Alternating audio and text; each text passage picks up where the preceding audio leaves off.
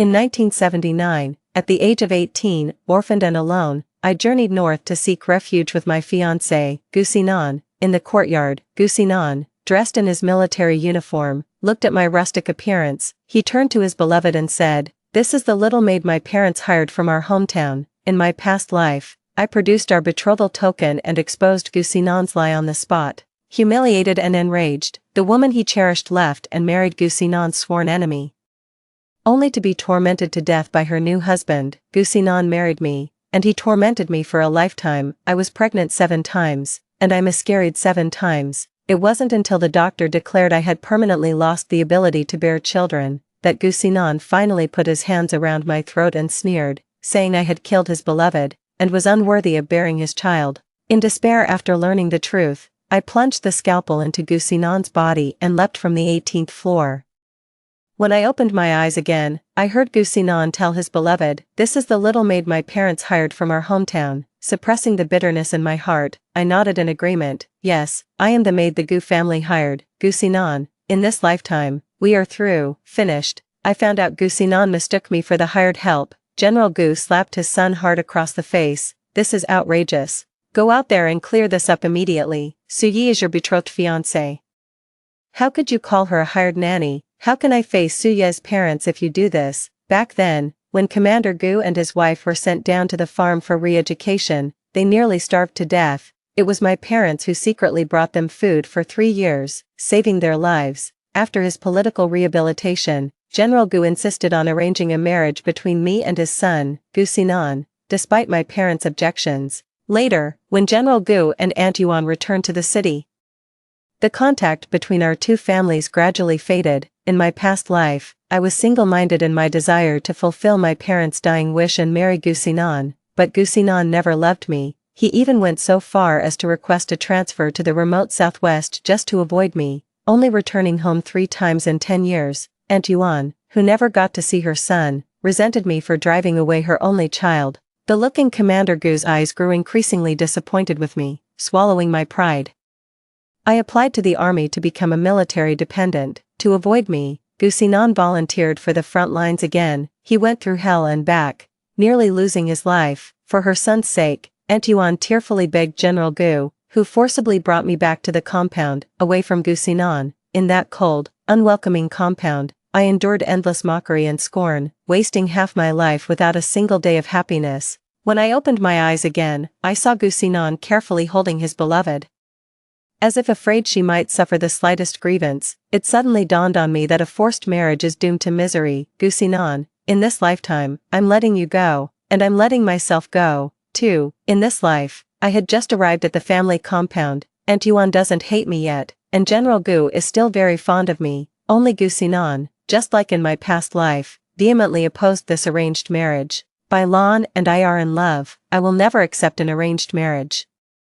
You're the ones who owe Suye's parents a debt of gratitude. Why should I sacrifice my happiness to repay it for you? General Gu was so furious he was about to whip him with his belt. I stood in front of Gusinan, blocking the belt that was about to come down. "Uncle Gu, I came here this time just to find work as a housekeeper, to earn a living for myself. I've never met your son, and I never intended to marry him. The engagement between our families is hereby annulled." As I spoke, I took out the betrothal token given by Aunt Yuan, a crystal-carved wild goose, and held it out to Gusinan. "Brother Gu, I've heard that the wild goose is a symbol of fidelity. Please take this crystal goose back. Give it to the girl you truly love." Gusinan never expected me to be the one to call off the engagement. A wave of relief washed over him, mingled with a flicker of irritation. He studied me intently. "You really don't want to marry me, you'd rather just be the family maid?" I nodded, meeting his gaze directly, all the bitterness from my past life burning in my eyes as I said, "Gusinan, I really don't like you, and I have no intention of marrying you." Gusinan's expression instantly darkened. He clenched the crystal goose so tightly his knuckles turned white, letting out a bitter, mirthless laugh born of sheer fury. "Fine, you'd better remember every word you said today. Don't you dare get any ideas about me." I settled in at the Gu residence, in the role of a country nanny. Commander Gu and Aunt Yuan felt terribly guilty and offered to find me a respectable job. I shook my head and refused. "I'm just a country girl, I don't know how to do anything except laundry and cooking. Right now, I don't have a single penny to my name." The travel money to come find Gusinon was scraped together, penny by penny, by the folks back in my hometown. My first priority is to earn money and pay back the travel funds everyone in the village lent me. Seeing how insistent I was about becoming a nanny, Commander Gu and Auntie Yuan had no choice but to reluctantly agree. Stepping back into the Gu family kitchen, my body moved as if by muscle memory. The sweet and sour pork ribs and winter melon meatball soup I made left General Gu and Aunt Yuan utterly astonished. Su Yi, I had no idea you were such a talented cook. I smiled wryly to myself. Of course I am. In my past life, I spent 40 years in this very house, waiting on your entire family. I know what my family likes to eat better than any housekeeper. Knowing General Gu's fondness for sweet and sour pork ribs, I swallowed my pride and camped out at the back door of the state-run restaurant for a month. That's how I finally got the chef to relent and teach me his signature dish. For Aunt Yuan's favorite winter melon meatball soup, I burned my hands with countless blisters. Finally managed to make a meatball soup with a clear broth and tender meat.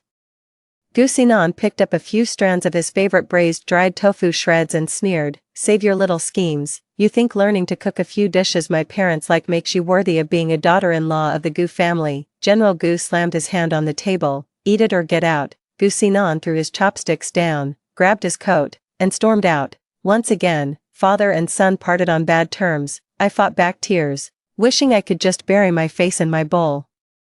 I cursed the second chance at life, given to me in my most powerless years, utterly alone in the world, with no home to call my own. Even the letter of introduction from my old production brigade has expired. If I didn't have the nerve to shamelessly cling to the Gu household, I'd probably end up a vagrant, sent back to my hometown, wouldn't I? Just a little longer. Once I've saved up enough money, I can leave the Gu family, or perhaps find work as a maid for another household. That's how you get the temporary residence permit sorted. I want to put down roots in this city. I want to go to school. In this life, I also want to be someone useful to society, through my deliberate avoidance. Gusinon and I lived under the same roof, yet for a long time, we never crossed paths. While he was at work, I would clean, do the laundry, and cook. By the time he got home, I had already eaten in the kitchen and retreated to the maid's room to read. Soon enough, I received my first month's salary. Aunt Yuan gave me 20 yuan, I took out 15 yuan, sent it back to my hometown, and asked the village head to help me return it to the folks. With the remaining 5 yuan, I decided to go to the supply and marketing cooperative to buy some pencils, erasers, and notebooks.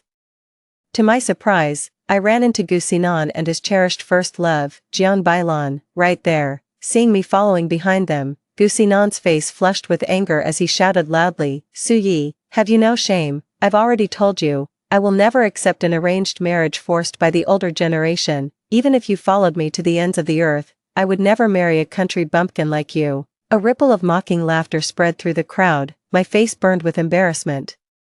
And I couldn't help but explain, "I wasn't following you. I'm here to buy a pencil." Jiang Bailan tugged at Gusinon's sleeve. "Sinon, we've all misunderstood Sui. Maybe she really did just come to buy a pencil." Gusinon sneered. "What could a barely literate woman who didn't even finish primary school possibly need a pencil for? Bailan, you're too naive. You have no idea what some women are willing to do just to stay in the city." I looked up, my gaze fixed firmly on Gusinon, and mustered the courage to retort, "If I really wanted to stay in the city, I wouldn't have broken off our engagement." At my words, the crowd erupted in an instant uproar. "What? This young woman is actually Battalion Commander Gu's fiancée? Then who is that girl beside him, the one holding Battalion Commander Gu's hand? Can't you tell? She's the mistress." Obviously, Jiang Bailan's face went pale. She desperately wrenched her hand free from Gusinon's grasp and ran off in tears.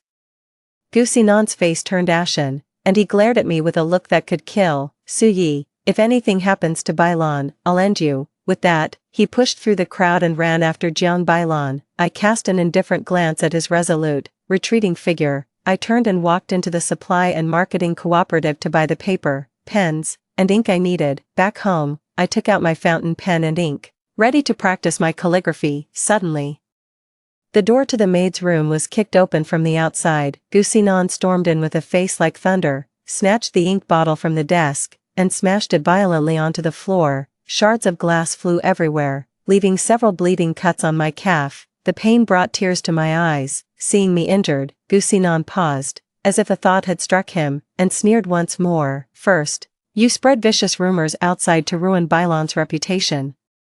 And now you're putting on a pitiful act for me, Su Yi. I truly underestimated the cunning of a little maid like you. Gritting my teeth against the pain, I protested. I didn't spread rumors. I never intended to ruin Miss Zhang's reputation. Gu Xinan completely ignored my explanation. His face was cold as he grabbed my arm and dragged me outside. Now everyone out there is saying that Bailan is the homewrecker who ruined our engagement. Bailan is being driven to her grave by all the gossip. Go and explain to everyone right now that ours was an arranged marriage, and the engagement was called off long ago. With my legs a bloody mess, I was forcibly taken to the cultural troupe by Gu Xinan. Jiang Bailan's eyes were red from crying, and the moment she saw Gu Xinan appear, she let out a sob and threw herself into his arms. Gu Xinan pushed me away on instinct. I stumbled backward and fell into a pair of cold, waiting arms. Liang Jikai, I stared, dazed, at the man holding me. In my past life, because I insisted on marrying Gu Xinan, to get her revenge, Jiang Bailan married Gu Xinan's sworn enemy. That man was none other than Liang Jikai, who now stood before her. The Gu and Liang families were of equal social standing. Gu Xinan and Liang Jikai had been at odds since childhood. Later, I heard that after Liang Jikai married Jiang Bailan, he subjected her to constant torment and abuse. Unable to bear the humiliation, Jiang Bailan drowned herself in a river. I had no intention of getting involved in the romantic entanglements and vendettas of those children from the compound. I stood up, walked into the middle of the crowd, met Gu Xinan's threatening gaze, and explained loudly, "It's true that Gu Xinan and I were once engaged, but that arrangement has been called off. Gu Xinan and Jiang Bailan are in a proper, committed relationship. There's no affair going on. I'm not Gu Xinan's fiancé. I'm just the family's housekeeper." With that, I pushed through the crowd and hurried off toward the clinic. Gu Xinan's expression softened slightly. He glanced at my profusely bleeding calf, and a hint of guilt unconsciously crept into his eyes. "Su Yi, wait, I'll drive you to the clinic." Jiang Bailan suddenly let out a cry and fainted into Gu Xinan's arms. After a moment's hesitation, Gu Xinan scooped Jiang Bailan up into his arms. He turned his head and said to me, "Wait here for me. I'll take Bailan back to her dorm first. Then I'll take you to the clinic." With that, he picked up Jiang Bailan and hurried away. I stared blankly at his retreating figure for a while. I secretly envied Jiang Bailan. Such unwavering devotion is something I've never experienced in 2 lifetimes. I didn't wait there. Dragging my legs, numb with pain, I turned and walked toward the clinic. Suddenly, a pair of large hands wrapped around my waist. I gasped in surprise as I was swept clean off my feet. Liang Jikai's mocking voice reached my ears. "You're bleeding out, and you're still stubbornly holding on, with a temper as sour and stubborn as yours. No wonder you can't outmaneuver that delicate little flower. Jiang Bailan, come on, get in my car, I'll take you to the clinic." And just like that, Liang Jikai scooped me up in his arms. He carried me from the cultural troupe to the clinic, and then from the clinic to the residential compound. Seeing my legs covered in cuts and bruises, Commander Gu flew into a rage. Aunt Yuan's face was also dark with displeasure as she glared at Jiang Bailan. Gu Xinan, having failed to find me at the entrance of the cultural troupe, hurried home in a panic. The moment he stepped through the door, General Gu kicked him squarely in the side. "Su Yi has already agreed to call off the engagement. And you still have to bully her, apologize." Perhaps feeling guilty, Gu Xinan walked up to me and whispered an apology. Then, with a furrowed brow, he asked me why I hadn't waited for him at the door. I looked up and replied coldly with 3 words, "It hurt too much." A flicker of guilt crossed Gu Xinan's handsome face, before he launched into a relentless lecture. "You're partly to blame for this, you know. If you had just explained things clearly earlier, right there at the supply and marketing co-op, Bailan wouldn't have had to suffer such humiliation. Here's what we'll do. I'll bring Bailan over for dinner tomorrow. You make a few of your specialty dishes. Then, you apologize to her face to face. Once that's done, we can consider this whole matter settled." I let out a bitter laugh and pointed at my legs, which were wrapped in bandages. "I'm sorry. The doctor said the injury to my leg is quite serious and I need to stay in bed for a few days. I'm afraid I won't be able to cook for you all tomorrow." An awkward look crossed Gu Xinan's face as he spoke with some discomfort. "Let's do it another day. Then, once your leg has healed, I'll bring Bailan over for dinner." "Not in a few days, either," I cut in, interrupting his monologue. Gu Xinan's face darkened. "Su Yi, I told you, my breaking off the engagement with you has nothing to do with Bailan. Can you please stop targeting her all the time?" I looked up, staring blankly at this man. So, in Gu Xinan's eyes, whether in my past life or this one, I have always been such a despicable person, petty and scheming. She always used their engagement as leverage to bully the woman he truly loved. I let out a bitter laugh and said to him, feigning nonchalance, I'm not targeting her, I just mean, in a few days, I won't be here anymore. I guess, I won't have the chance to cook for you all again. Gu Xinan was taken aback, then suddenly blurted out urgently, not here, where are you going? With both your parents gone, what's even back in your hometown? What, exactly? No one to rely on, so I can just wait around for those ill-intentioned relatives back home to swoop in and take everything I have. I shook my head and said, enunciating each word clearly, I'm not going back to my hometown. I've thought it over. Since we've called off the engagement, it's not right for me to keep living in your house. I've found a family. Once my leg heals, I'll go work as a nanny for them. I probably won't be coming to your house again. Perhaps my tone was too final, because even Gu Xinan's face showed a flicker of hurt. He said awkwardly, if you don't want to apologize, then forget it. At worst, I just won't bring Bailan home for dinner. You don't know anyone here. If you go out to work as a nanny and someone takes advantage of you, what will you do? Maybe it's better to just stay home. If you're worried about what people might think, I can request a transfer to the southwest with Bailan. My heart skipped a beat, and I instinctively turned to look at Aunt Yuan. Sure enough, upon hearing that her son was actively requesting a transfer to the remote southwest just to avoid me, Aunt Yuan's smile was hanging on by a thread. A wave of bitterness welled up in my heart. Gu Xinan, in this life, you don't have to go out of your way to avoid me anymore. I won't come to ruin your love, or your happy family, ever again. Just then, Liang Jikai suddenly walked in. Su Yi, your room is ready, let me carry you there. Gu Xinan looked at him in surprise, then at me, his face flushing and paling by turns. After a long pause, he suddenly let out a cold laugh. So that's why you're leaving in such a hurry, found yourself a better prospect, have you? Su Yi, I really underestimated you. To stay in the city, you'd even get involved with someone like Liang Jikai. I froze for a moment, when the meaning of his words finally sank in. My face flushed crimson. Liang Jikai snapped to his senses and lunged forward, ready to strike him. I grabbed the back of his shirt from behind and held on tight. Mr. Liang, let it go. Unwilling to stay at the Gu residence any longer, Liang Jikai shot Gu Xinan a venomous glare. He scooped me up from the bed. Suddenly, my arm was grabbed by Gu Xinan. Let her go. Gu Xinan glared at us with fury in his eyes. As if he'd been betrayed, Liang Jikai sneered. On what grounds? Gu Xinan said with a face full of anger. On the grounds that we were once betrothed. Liang Jikai scoffed. You said it yourself, once betrothed. Wasn't that engagement called off ages ago? Gu Xinan retorted angrily. Even if the engagement is off, Su Ye's parents were kind to my family. I still have a duty to look out for her. Liang Jikai said with a sarcastic tone. What responsibility? Since when does an employer have any obligations towards their live-in maid? Gu Xinan was immediately at a loss for words. I let out a sigh, deciding it was time to make a clean break with Gu Xinan. Gu Xinan, Mr. Liang is right. Our engagement has been called off. I'm just the country girl your family hired to help around the house. You don't owe me anything. I won't be coming to your home anymore. And you don't have to transfer all the way to the southwest just to avoid me. Gu Xinan, let's just leave it at that. Goodbye. Actually, no, let's make it goodbye for good.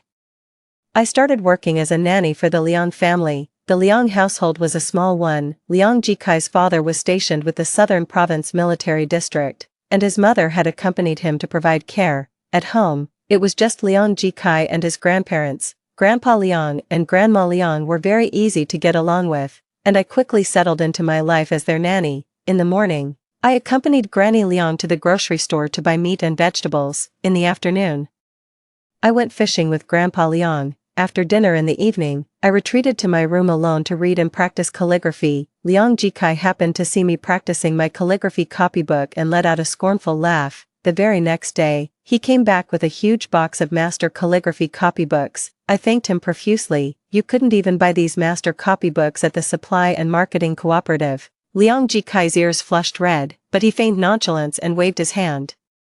Don't mention it. It's just junk the office was throwing out anyway. It was all headed for the recycling bin. I gave a small, closed-mouth smile. The next evening, 2 extra dishes appeared on the dinner table, sweet and sour spare ribs with preserved plums, and crispy fried pork slices. Granny Liang teased with a chuckle. My, looks like everything on the table tonight is Jikai's favorite, doesn't it? My face flushed. And I buried it in my rice bowl. Liang Jikai stole a glance at me, the tips of his ears growing slightly warm. After the meal, I mustered my courage and called out to Liang Jikai, who was about to go upstairs. Mr. Liang, I'd like to sign up for night school. It's just, I don't know where to sign up, or if they'd even accept someone like me. An out-of-towner, my face flushed with embarrassment, a little country girl like me, a housemaid no less, getting ideas above my station, wanting to go to night school and take the university entrance exams. Would Liang Jikai laugh at me? After all, in my past life, I had mentioned to Gu Xinan that I wanted to continue my studies and take the university entrance exam. Back then, I naively believed that simply getting into university and becoming a college student would make me worthy of Gu Xinan, who had already become a regimental commander. At the time, Gu Xinan just gave me a contemptuous glance and said coldly, "You're in your 20s now, surely you don't still want to go back to middle school. You're married now, your place is at home, taking good care of your parents, that's your duty. Given a second chance at life, I no longer yearn for elusive love, I want to give it a shot and see if I can get into university." Could I ever reach such heights that even Gu Xinan would have to look up in awe? Liang Jikai agreed to make some inquiries for me. To my surprise, the very next day, he drove me to the night school to get registered. Suppressing my excitement, I paid the enrollment fee and collected a stack of textbooks. On the way back, my steps were light, and I couldn't help but hum the folk songs from my hometown. Liang Jikai gave a soft chuckle, his peach blossom eyes looking on gently.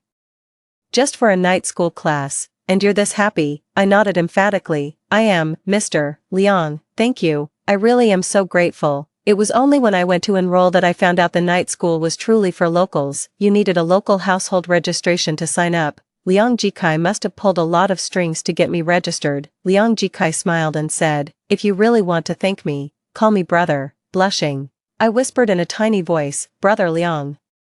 Liang Jikai smiled with satisfaction. Gu Xinan's trembling voice suddenly came from behind. "Su Yi, what did you just call him?" Hearing the accusatory tone in Gu Xinan's voice, Liang Jikai's face darkened, as if struck by a sudden thought. He raised his arm, draped it over my shoulder, and said with an intimate expression, "What's the big deal? Little Yi and I are close, so she calls me brother." Gu Xinan didn't look at him. His eyes were fixed on me as he asked, his voice tight with suppressed anger.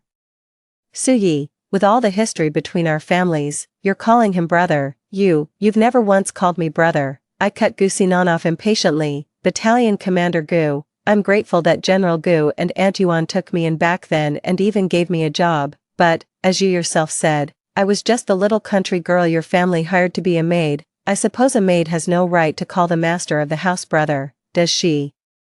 Gu Xinan seemed to be suddenly reminded of the scene from when we first met. His face turned deathly pale. After a moment of stunned silence, he explained with a bitter smile, "Su Yi, that's not what I meant." I cut off his feeble explanation once more. "Whether it is or isn't, it doesn't matter anymore. Battalion Commander Gu, you wouldn't want Miss Jiang to get the wrong idea if we kept seeing each other, would you? I don't think there's any need for us to have any further contact from now on. If we meet again, it's best if we act like strangers." Perhaps the words, "not important," had wounded Gu Xinan's pride. After that day, I didn't see him again for a long time. I only heard by chance that, just like in his previous life, he had submitted a request to be transferred to the Southwestern Front. Jiang Bailan went there too, following the cultural troupe. In this life, with me not getting in their way, Gu Xinan and Jiang Bailan should be able to find their happy ending soon, right? In this life, I finally found a purpose and a direction to strive for. My grades at night school improved rapidly, and after 6 months, the teacher personally wrote me a letter of recommendation. Armed with that recommendation letter, I skipped a grade and entered the 11th grade. Grandma Liang, feeling sorry for me being an orphan with nowhere else to go, insisted I continue living with her and even offered to pay me a housekeeper's wage. I turned down the pay. Instead, I just helped Granny Liang with the housework and tended her little vegetable patch in the evenings and on weekends, which covered my rent. When Liang Jikai heard I was taking the college entrance exams, he brought over another big box of study guides and mimeographed practice tests for me. I looked at the brand new reference books and the test papers, still smelling of fresh ink. I asked him pointedly, "And these, Are they scrap paper from your office too? Liang Jikai gave my messy bedhead a good, firm ruffle. Study hard for the exam. If you get in, I'll personally see you off to university. During this time, Commander Gu and Auntie Yuan also sent over a thick envelope. Inside was 1,000 yuan, along with some grain ration coupons and meat coupons. I sent it back exactly as I received it. In my past life, it was my overestimation of myself that caused them to be separated from their only son by 1,000 miles, unable to reunite for 10 long years. In this life, I want no further entanglement whatsoever with the Gu family. Time flew by, and in the blink of an eye, the day of the college entrance exams arrived. To my surprise, Gu Sinan had taken leave and traveled all this way just to see me off for my exam, yet, he still couldn't beat Liang Jikai to it. He watched as I shouldered my backpack and climbed into Liang Jikai's jeep. In Gu Sinan's eyes, there seemed to be a regret and sorrow I couldn't comprehend. Go, Su Yi, you can do this, I nodded. At a loss for words, and could only manage a flat, thank you. Liang Jikai, intent on provoking him, deliberately said in a loud voice, Little Leaf, it's a good thing you broke off the engagement with this guy all those years ago, otherwise, you'd still be working as a free live-in nanny for that family. How would you have ever gotten the chance to take the college entrance exams? You really should be thanking Battalion Commander Gu for the mercy of not marrying you. Gu Sinan's face went pale. His mouth opened and closed, as if he wanted to say something. In the end, not a single word came out. I could only watch helplessly as my former fiancé got into the passenger seat of my arch-rival's car. After the jeep had driven a short distance, I suddenly heard the sound of an argument coming from behind me. Through the rearview mirror, I saw Jiang Bailan, once so elegant and dignified, looking like a madwoman. She was clutching Gu Sinan's clothes, scratching and clawing at him, crying and cursing all the while. But that was Gu Sinan and Jiang Bailan's story, and it had nothing to do with me for a long time now. I finished my final exam with complete focus. Liang Jikai came to take me home, bringing a brilliant bouquet of sunflowers. It was on the way that I learned from him that Gu Sinan had actually been in line for a promotion after the last battle.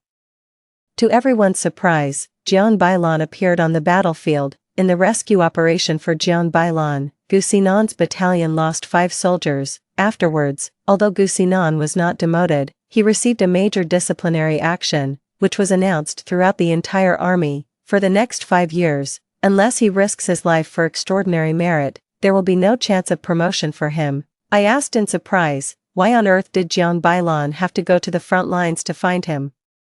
Liang Jikai scoffed. I heard she found a letter he'd written to another woman in Gu Sinan's suicide note. She threw a fit, insisting on going to confront him and get to the bottom of it. Who would have thought it would get 5 soldiers killed? What a walking disaster. I said nothing. This is the life Gu Sinan chose for himself. All I can do is respect his choice and wish him well. Half a month later, my university acceptance letter finally arrived at the family compound. When Grandpa Liang and Grandma Liang heard I got into Capital Medical University, they were so delighted they sent the guard to buy celebratory sweets. Then, taking me along, we delivered wedding candies to every household in the residential compound. When we arrived at the Gu family's home, I keenly sensed that Aunt Yuan and Commander Gu's smiles seemed a little forced. Upon hearing that I had been admitted to Capital Medical University, Commander Gu gave me an imported fountain pen. Aunt Yuan gave me a red envelope with money inside. As I was leaving the Gu residence, I ran right into Gu Sinan and Jiang Bailan. The moment Jiang Bailan saw me, her expression instantly contorted. Su Yi, you've already broken off the engagement with Brother Gu. How can you still have the nerve to cling to him? Don't think that just because you got into university, you're suddenly good enough for Brother Gu. To be perfectly honest, I'm carrying Brother Gu's child. Gu Sinan's face changed. He wrenched his hand free from Jiang Bailan's grasp. He looked at me anxiously and said, Su Yi, it's not what she says. What happened between us was just an accident. Jiang Bailan let out a shriek, rushed forward, and slapped Gu Sinan across the face. Gu Sinan, are you even a man? I'm carrying your child. What are you trying to say now? Now that you've seen your precious little Yi, all grown up and a university student, do you regret breaking off the engagement with her? Trying to dump me so you can run back to your little Yi? I'm telling you, in your dreams, if you dare abandon me and the child, I'll report you to the military. Gu Sinan, exasperated by her scene, couldn't help but reach out and shove her hard. Jiang Bailan, stop dragging the innocent into this. You know perfectly well how that child in your belly came to be. Jiang Bailan, shoved with such force tumbled down the entire flight of stairs. Jiang Bailan let out a piercing scream as blood began to seep through the hem of her skirt. My baby, my baby. It was said that Jiang Bailan's unborn child, in the end, could not be saved. She threatened to report it to the police, to have Gu Xinan sent to prison. Aunt Yuan pleaded desperately, and General Gu had Gu Xinan tied up and beaten so severely that a leather belt snapped. Gu Xinan was beaten black and blue. Yet he gritted his teeth and stubbornly refused to agree to marry Jiang Bailan. In the end, Aunt Yuan knelt before Gu Xinan, forcing him to finally consent to the marriage with Jiang Bailan. I couldn't understand what Gu Xinan was so dead set against. In his past life, he was willing to fight on the battlefield and not return home for a decade, all just to be with Jiang Bailan. In this life, I've stepped aside for their love, so why is he backing out now? Soon enough, the day for university to begin arrived. The first day of school happened to be the wedding day of Gu Xinan and Jiang Bailan. I didn't attend, but I asked Granny Liang to pass along a red envelope on my behalf. To my surprise, 2 days later, I actually saw a disheveled, unshaven Gu Xinan downstairs at the dormitory. He had actually jilted his bride at the altar. Seeing me step out of the dorm, Gu Xinan rushed towards me without a second thought. Su Yi, you've been reborn too, haven't you? My mind went blank with a sudden buzz. Could it be that Gu Xinan has also come back? Gu Xinan gave a bitter smile and nodded, seeing the disbelief in my eyes. Yes, I've come back too. It's just, I came back too late. As if struck by a thought, hope reignited in Gu Xinan's eyes, and he said to me with visible excitement, it's not too late, Su Yi. I came back during the wedding ceremony. I never registered the marriage with Jiang Bailan. Come away with me. Let's go to the southwest together. We can start our lives over, you and I. What do you say? I took a step back and raised my left hand toward him. I'm sorry, I'm already engaged. All these years, I never worked as a maid in the Gu household. My hands, steeped in the world of books, have been kept fair and slender. On the ring finger of her left hand, an exquisite and dazzling diamond ring pierced Gu Xinan's eyes. The cold glint of the diamond was so sharp it nearly blinded Gu Xinan. His eyes stung and swelled, and he instinctively took 2 steps back. Their voice was flustered and panicked. How could you get engaged all of a sudden? Didn't you come here for university? A jeep suddenly pulled to a stop right behind us. Liang Jikai walked over to me, carrying 2 lunch boxes. Holding his hand, I said to Gu Xinan, enunciating each word clearly, Battalion Commander Gu, the university has no rule against being engaged while studying. Brother Liang proposed to me on the very day he brought me here to register. I accept.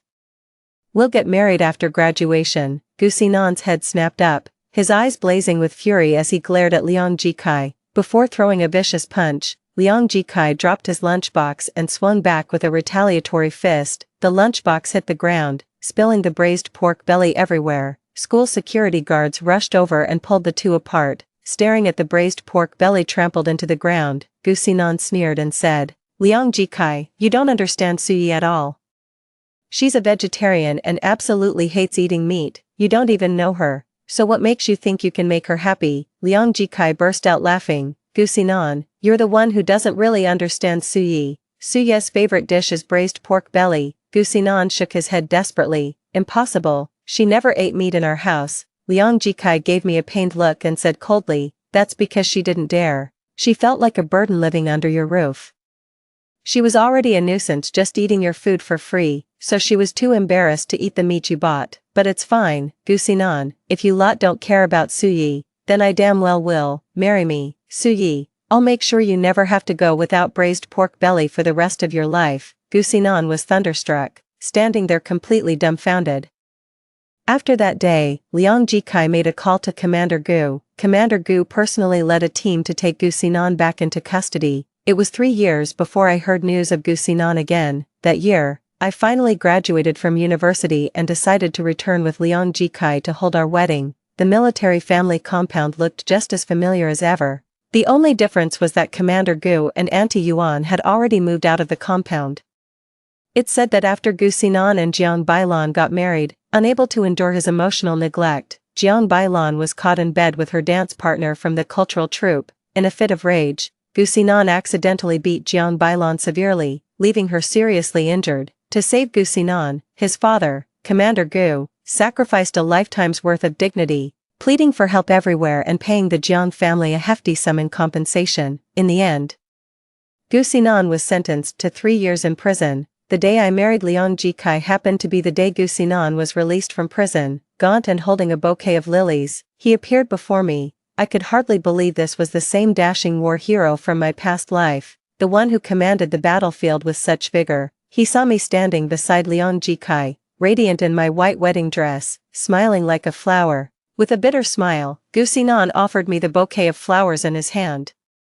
I instinctively took 2 steps back. Gu Xinan looked at me with wounded eyes. Xiao Yezi, I'm not here to cause trouble, I just wanted to see how you look in a wedding dress. A hazy memory surfaced in my mind, from my past life, from the time Gu Xinan and I got married. Aunt Yuan had originally prepared a wedding dress for me, but then, Jiang Bailan tearfully confessed that she had always dreamed of wearing a wedding dress and standing side by side with Gu Xinan, so Gu Xinan simply gave that custom-made wedding dress to Jiang Bailan instead. In the end, I showed up at the wedding ceremony wearing a white dress I had hastily borrowed. I endured endless mockery and humiliation. Thankfully, in this lifetime, I finally met the right person and wore the wedding dress meant only for me. Gu Xinan was still determined to give me that bouquet of lilies, but Liang Jikai snatched it away and flung it far off. Gu Xinan glared at him with fury. Liang Jikai sneered, Gu Xinan, you keep professing your affection for Su Yi, yet you don't even know she's allergic to lily pollen. The one who truly loves lilies is Jiang Bailan, isn't she?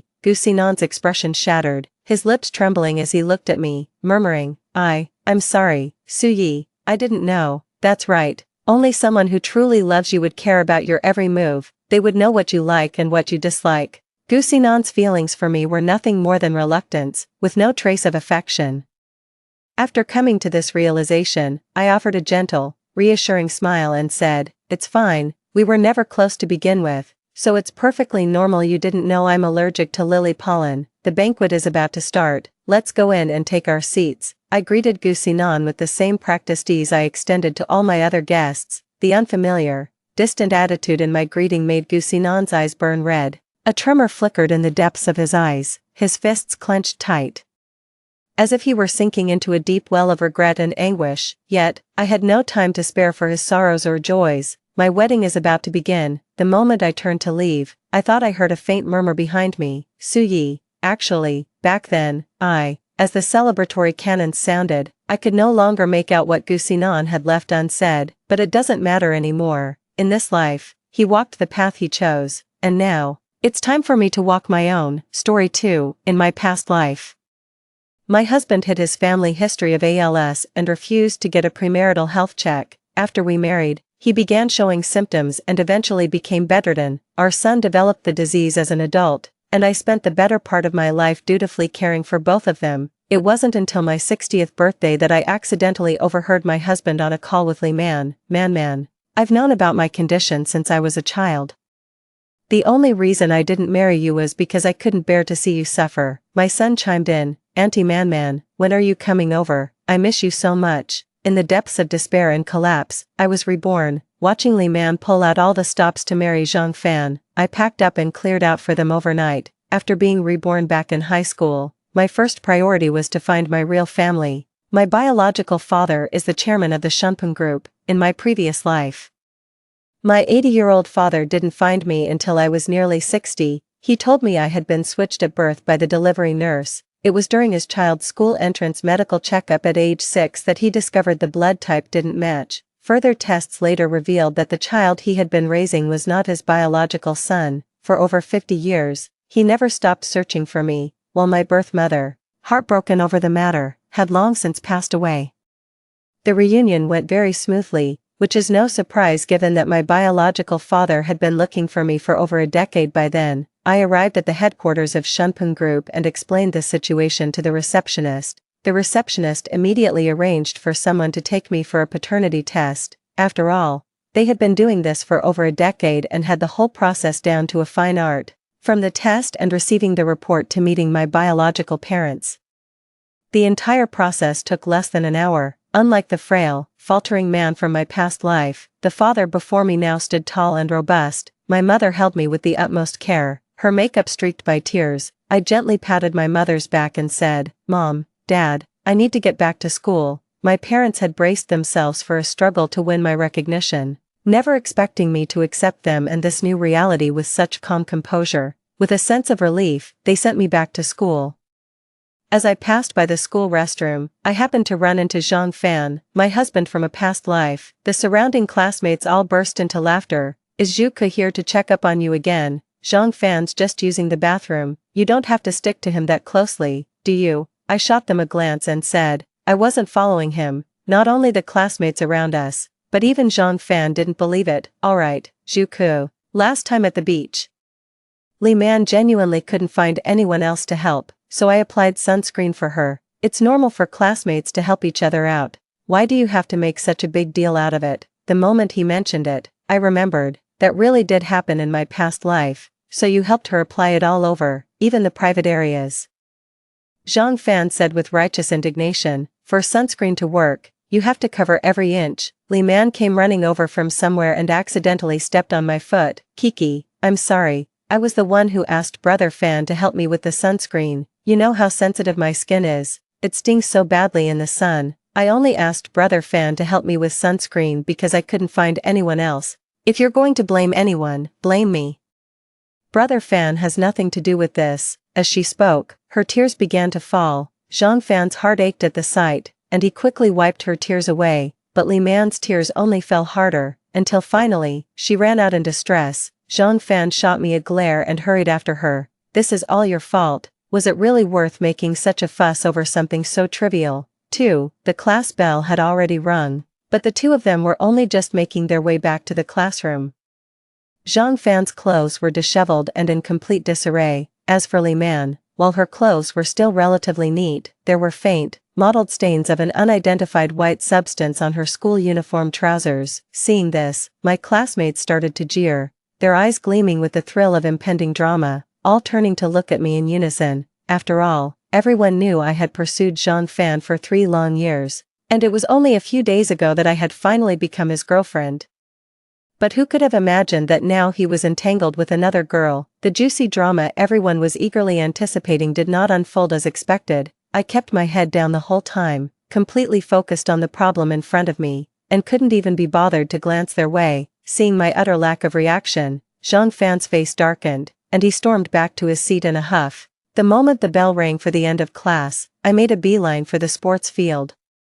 It was the school sports day, and I had signed up for the shot put competition. Zhang Fan disliked the smell of sweat on me. In my past life, I hardly ever exercised, and over time, my health deteriorated. Yet, even when I was unwell myself, I still devoted myself wholeheartedly to caring for him while he was bedridden. I naively believed that in matters of the heart, if you gave enough, you were bound to receive an equal measure in return. I was such a fool, from beginning to end. The only person I ever moved was myself. In this life, I'm determined to pick up my old hobbies again, so, I'll start by joining the school sports meet. Zhang Fan bought water for all the athletes at the base camp, and he even got a milk tea especially for Li Man. Li Man pretended to be annoyed and said, Fan Ji, you know I'm trying to lose weight, and you still bought me milk tea. You're so mean. It seemed the number of bottled water and milk tea servings had been meticulously counted. By sheer coincidence, they ran out just before it was my turn. In response, I simply opened my thermos with a calm expression and took a few gentle sips. It didn't matter. Having lived to such an old age in my previous life, I had long since lost interest in milk tea and iced water. Even in the sweltering heat of summer, I was in the habit of carrying a thermos with me. Li Man acted as if she had only just noticed me, feigning surprise as she said, Cuckoo. Why aren't you drinking what Brother Fan bought? Are you still upset? Hearing this, Zhang Fan immediately turned to me with an impatient scowl and snapped, Zhuke, are you quite finished? You've been wearing that sour face since yesterday. Who exactly are you trying to impress? I lifted my head slightly, looking at him with a face full of surprise. Have you been watching me all this time? Zhang Fan jumped up in a fluster at those words, shouting loudly, Who's watching you?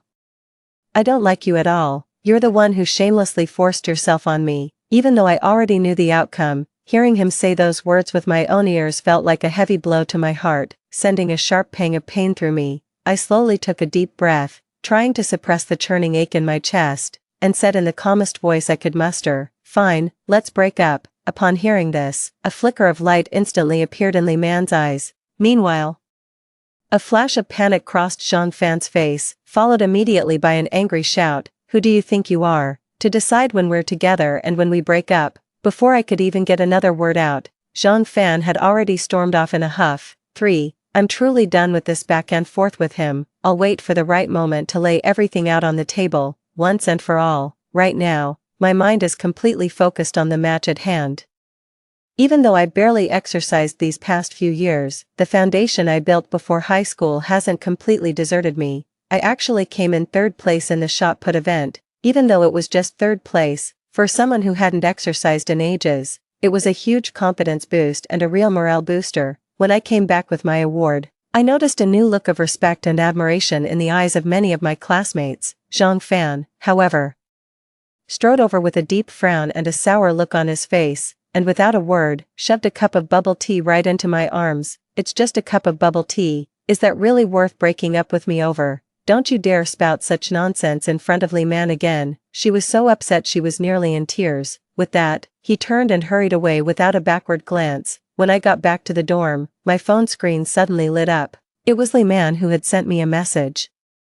Along with an audio clip, the message was brief and direct. "Zhu Ku, in this lifetime I will never hand Zhang Fan over to you." Reading this message, everything suddenly became clear to me. No wonder Zhu Ku has been acting like a completely different person lately. So she was reborn too, but she knew in her previous life that Zhang Fan's family had a hereditary history of ALS. Even after being reborn, Li Man is still rushing to marry Zhang Fan. Either she truly loves him, either she was reborn but only retained memories of Zhang Fan before his illness. But either way, if she wants Zhang Fan, I couldn't be more thrilled. I casually clicked on the audio file and knew exactly what it was the moment I heard it. The audio began with a series of blushing, wet smacking sounds, faintly interwoven with suggestive, ambiguous splashes. Then came the sound of their ragged breaths, intermingling, his and hers. Her voice grew louder, more urgent, rising in pitch, accompanied by his unrestrained, breathless groans. Moments later, the fragmented murmur of their conversation drifted into the air. "Baby, you're amazing. I love you so much. So, just now, you still wouldn't break up with Zhu Ku." I was just fooling around with her. "It's you I'm serious about." After that, there was nothing but screams and slapping sounds. I casually forwarded the audio to the class group chat and at Li Man. The class chat exploded instantly. At Li Man, "Don't send me this kind of thing anymore. Zhang Fan and I have broken up." High school life was already pretty dull, so the moment that audio was posted to the class group, it blew up. A slight salute, to show my respect. "Oh my god, that voice, that acting. I'm begging you to join the industry." Pausing the video, "Guys, I'll be right back." Zhang Fan kept sending me private messages, urging me to delete the post immediately. When I didn't respond, he started frantically calling me. I simply turned my phone off and got down to my math problems. I was sure they'd both come to confront me the next day, but Zhang Fan acted like he couldn't care less. Li Man, on the other hand, had red, swollen eyes. She'd clearly been crying for a long time. As for the other students, while they didn't say a word out loud, their barely contained smirks made it perfectly clear they were secretly amused, just waiting to see the drama unfold. Of course, there were also the inevitable troublemakers who deliberately went up to Li Man. "Teacher Li Man, just how amazing is Brother Fan? Look, he's made you cry so hard your eyes are all puffy." Li Man's face flushed bright red in an instant. Sobbing, she turned and fled the classroom, and was nowhere to be seen for the rest of the afternoon. Fine by me. At least I get some peace and quiet. But who would have thought, after evening self-study, Zhang Fan actually stopped me right at the classroom door. Because of what happened yesterday, Li Man cried all night long. She didn't get a wink of sleep. I'm being the bigger person and letting it go. But you absolutely have to go apologize to Li Man. She is a girl, after all. She's sensitive and has her pride. Hearing that, I was both annoyed and amused. She has any shame? Then why did she record your little mess and send it to me? Zhang Fan shot me a look and said with a pout, "She's just being a bit childish. Why bother getting worked up over it?" In short, you have to go and apologize to her. And what's more, you need to give up your guaranteed admission spot for her. As long as you do that, I'll make up for any other losses you incur. You have my word. Give up my spot. For Li Man, hearing that, everything suddenly became clear to me. No wonder they've been leaving me alone today. They were saving their little ambush for right here. In my past life, I gave up my guaranteed admission spot. intending for Zhang Fan to take it, but he just turned around and handed it over to Li Man. This time, no matter what, I'm not going to sacrifice my own future for anyone else. With that thought, I seized the moment while Zhang Fan was distracted, bolted for the exit, and made sure to stomp hard on his foot as I ran past. Where did you get all that confidence from? Wholesale. Who wants your compensation anyway? 5. After that, I continued with my studies as usual. My academic performance has always been excellent. Everyone knew my spot in the direct admission program was a sure thing, but when the final list was posted, my name wasn't on it. Frantic with worry, I rushed to find my homeroom teacher for an explanation. Seeing my panicked expression, my homeroom teacher's face was instead filled with confusion. Didn't you cancel it yourself in the system? I was wondering why you suddenly changed your mind, fighting back my panic. I quickly pulled out my phone and logged back into the university's official website. On the page, a few large characters stood out starkly. Confirm cancellation. My hands began to tremble uncontrollably. Someone must be playing tricks behind my back. I looked over the list of recommended admissions again, and this time, I saw Li Man's name on it. In an instant, everything became crystal clear. I found Li Man on the sports field, where she was locked in a passionate kiss with Zhang Fan. I strode forward and yanked Li Man down with a sharp tug. Zhang Fan was startled by the sudden scene. Once he recognized it was me, a smug look instantly flickered across his face. Zhu Ku, you said you didn't care about me. Before he could finish, I cut him off without mercy. Li Man, did you have something to do with the early admission list? Li Man's body trembled slightly as she spoke in a timid, faltering voice. Cuckoo.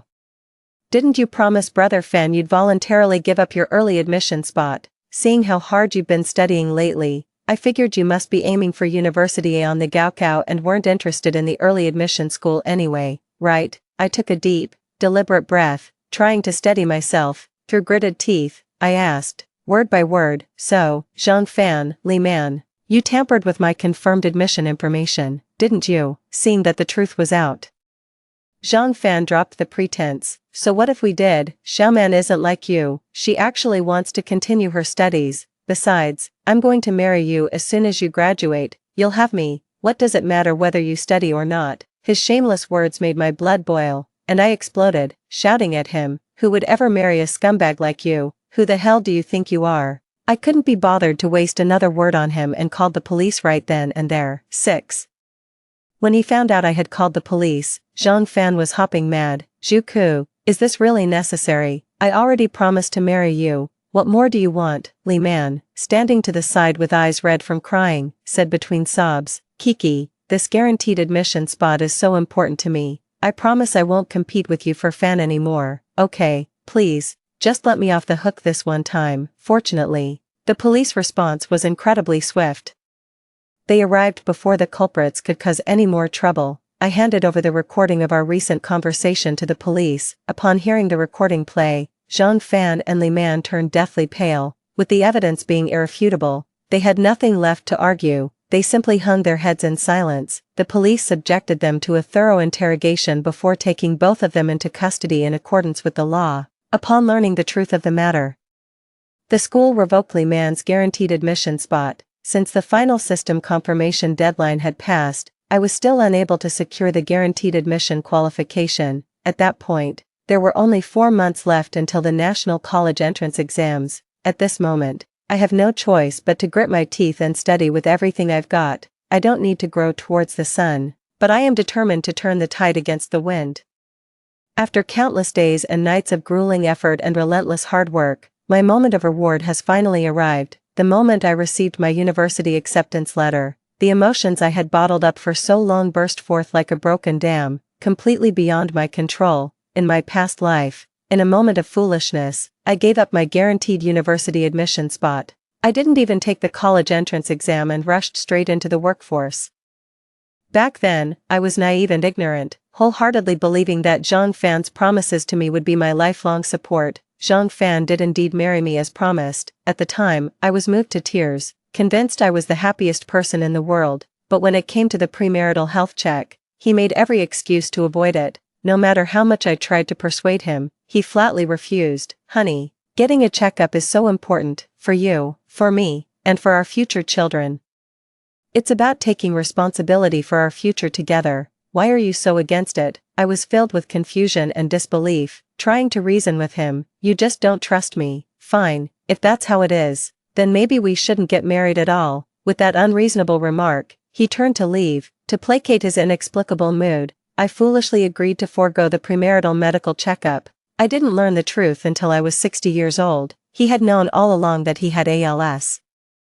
Which is why he was dead set against getting the examination. His approach to me from the very beginning was nothing but an elaborately orchestrated deception. He wanted a free caretaker, someone to meticulously tend to his every need and shoulder the burdens of his life. He needed someone who would willingly endure hardship and toil for the woman he loved. And I, with my naive, love-struck mind, happened to be the perfect candidate in his eyes.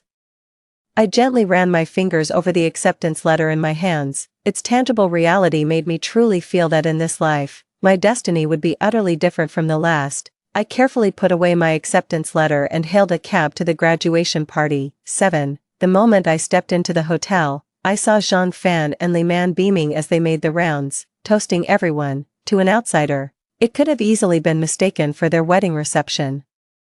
I gave my roommate sitting next to me a gentle nudge with my elbow. What's all this commotion about? My roommate leaned in slightly, bringing his mouth close to my ear. I heard someone from our school got into University A. Everyone's guessing it must be the two of them. Seeing those two just irritates me. I really don't get why University A would even accept people like them. It's totally shattered my illusions about prestigious schools. The class monitor chimed in, agreeing.